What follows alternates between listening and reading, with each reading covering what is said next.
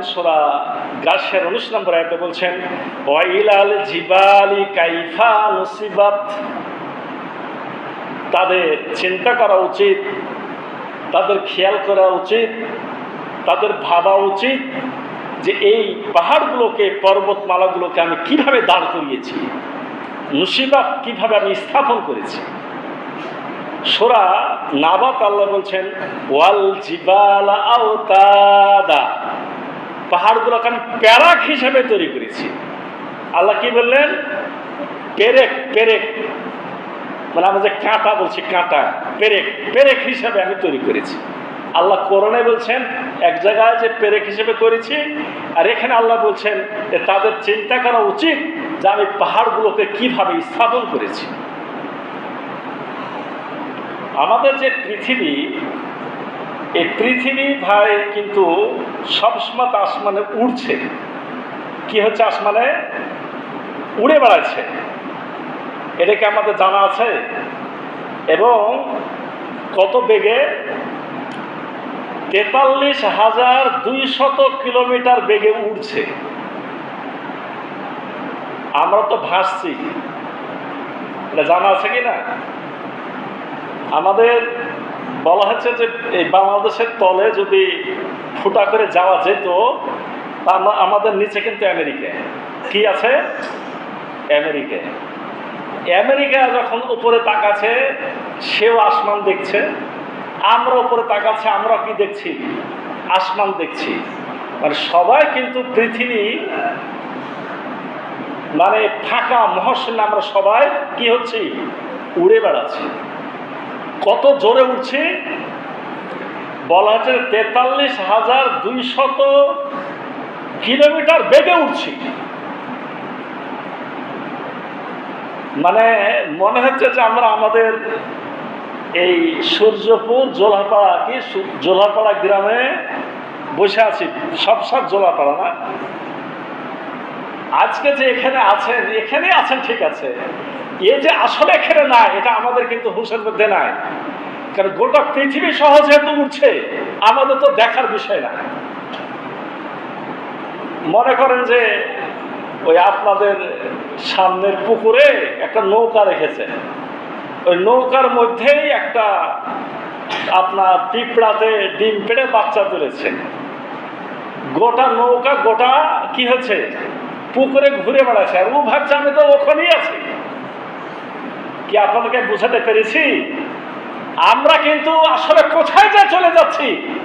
আজ যেখানে আছি, এই সেকেন্ডের মধ্যে দেখাচ্ছে আমি হাজার হাজার হাজার কিলোমিটার দূরে আমি চলে গেছি, কিন্তু এটা আমরা দেখতে পাচ্ছি না।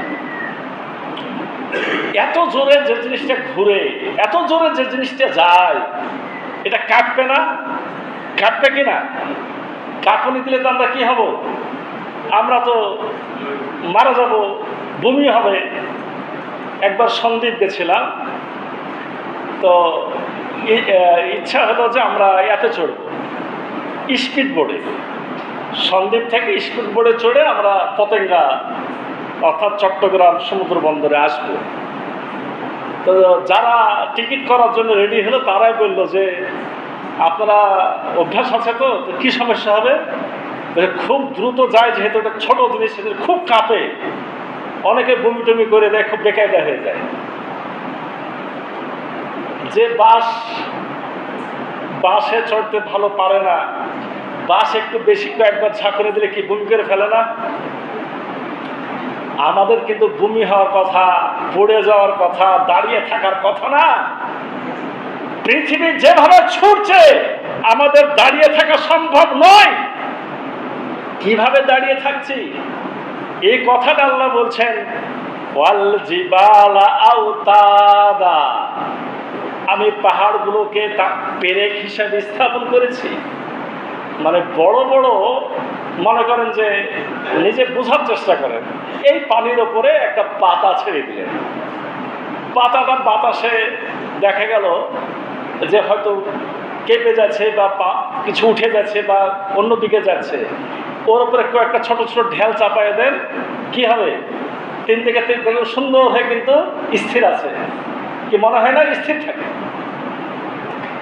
আমাদের এই জিনিসটা ভাসলেও আমরা যাতে পড়ে না যাই, কেঁপে না উঠে, আমাদের বমি না হয়ে যায়, আমরা যাতে বসবাস করতে পারি, এই জন্য রব্বুল আলামিন জাগাতে জাগাতে জাগাতে কি স্থাপন করেছেন? পাহাড় স্থাপন করেছেন, পেরেক হিসেবে পুঁতে দিয়েছেন, যাতে এটা না কাঁপাকাঁপি করে। সুবহানাল্লাহ। আমরা পাহাড়ি অঞ্চলে নাই বিধায় পাহাড় দেখতে পাচ্ছি না। এই চিটাগাঙ্গে চলে যান, এই যে আমাদের টেকনাফে চলে যান, কত পাহাড়। যারা হজে গেছেন তাদের জিজ্ঞাসা করেন, বালু, এই বালুর মধ্যে চলছে পাশে পাশে এত বড় বড় পাথরের পাহাড়, মনে হচ্ছে কে পাথর নিয়ে এসে জোগাড় করে রেখে দিয়েছে, এরকম মনে হয়।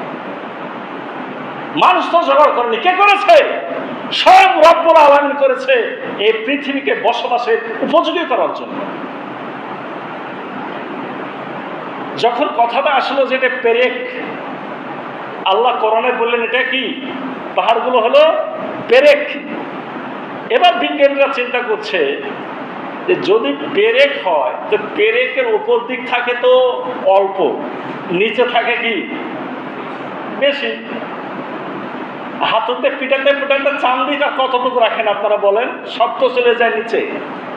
এবার বিজ্ঞানীরা পরীক্ষা করে দেখছে যত জায়গায় পাহাড় পর্বত আছে, এই পাহাড় পর্বতগুলো মনে করেন যে বালু, বালুর মধ্যে এখানে পাথর, এখানে পাথর আছে, চারিদিকে বালি আছে।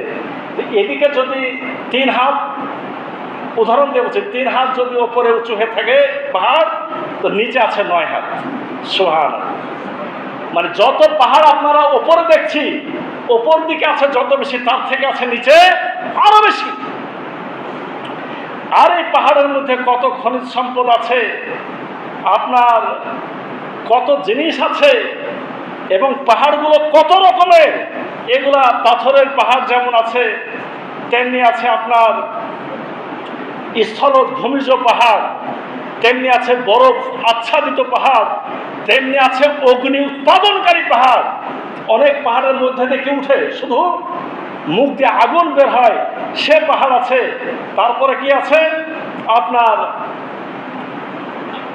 সমুদ্রের তলদেশে আছে অনেক পাহাড়, সমুদ্রের তলেও আছে অনেক পাহাড়, এবং এক এক পাহাড়ের রং এক এক রকম। এগুলার দিকে রব্বুল আলামিন আমাদের কি করতে বলেছেন? দৃষ্টি দিতে বলেছেন।